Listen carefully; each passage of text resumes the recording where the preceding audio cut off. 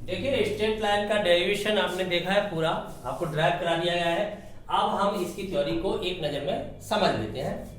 रेखा का झुकाव, inclination of A line, Rekha x अक्ष के साथ धनात्मक दिशा में जो कोण बनाती है उसे कोण को ही हम रेखा का झुकाव कहते हैं। प्रत्येक कोण झुकाव नहीं है।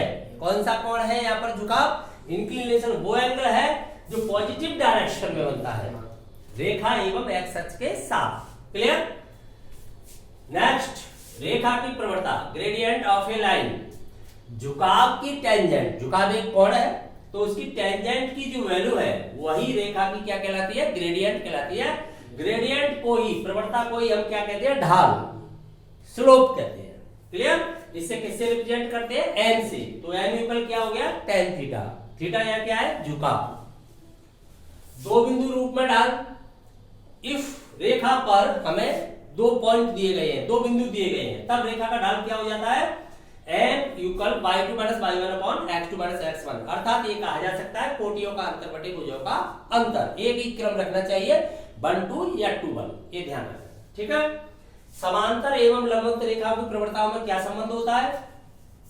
दो रेखाएं L1 L2 पैरेलल होंगी, if L1 parallel L2, if and only if M1 equal M2। यदि दो रेखाएं L1 L2 कैसी है? समांतर, तो उनके ढाल कैसे हो जाएंगे? इक्वल। ढाल इक्वल है तो वो क्या हो जाएंगी? समांतर हो जाएंगी। Second, L1 perpendicular L2, if and only if M1 M2 equal -1। दो लंबवत रेखाओं की प्रवणताओं का गुणनफल -1। यदि दो रेखाओं की प्रवणताओं का गुणनफल -1 है तो उन्हें लंबवत सिद्ध किया जा सकता है। यहाँ पर क्या, कौन सा साइन लगा हुआ है? यदि और केवल यदि।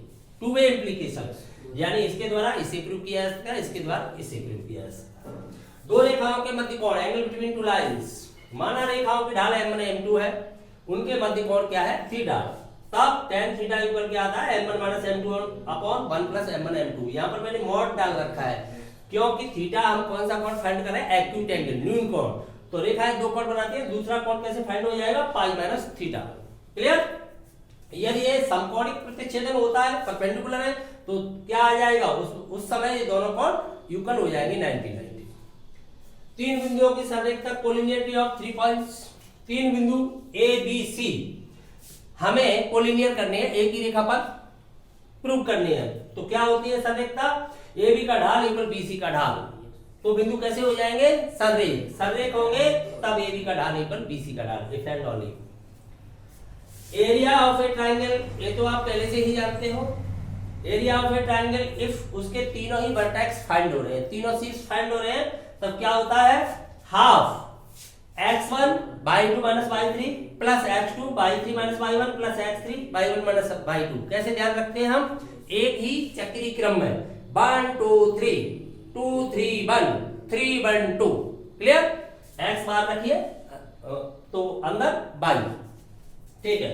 चतुर्भुज का क्षेत्रफल ज्ञात करने के लिए आप क्या करते हो? एक विकर्ण डाल देते हो, दो त्रिभुजों में विभक्त हो जाता है, फिर उसके क्षेत्रफल का सूत्र लगा देते हो, दोनों त्रिभुजों का ऐड कर देते हो। ऐसा नहीं करें तो सीधा फॉर्मूला क्या हो जाता है चतुर्भुज के क्षेत्रफल का?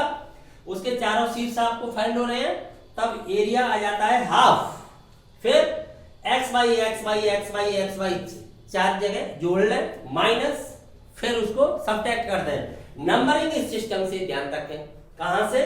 1 2, फिर 2 3 3 4, फिर क्या करना है? वहीं की वहीं उन्हें पलट देना है। जैसे ध्यान देंगे यहाँ पर 1 2 2 3 3 4 4 1 माइनस, तब क्या कर दिया? 1 2 का क्या हो गया? 2 1 2 3 3 2 3 4 का क्या होगा? 4 3 4 1 तो क्या हो गया? 1 4। क्लियर? ये ध्यान रखा जा सकता है सीधा। तो कहीं भी किसी प्रकार का कोई डाउट है? कोई शक नहीं है? तो ये आपकी ड्राइव करा दी गई और ये आपकी समझ में आ गया। तो ये आपको ध्यान रखनी है पूरी थ्योरी। नेक्स्ट क्लास के अंदर क्वेश्चन सॉल्व कराए जाएंगे। ठीक है?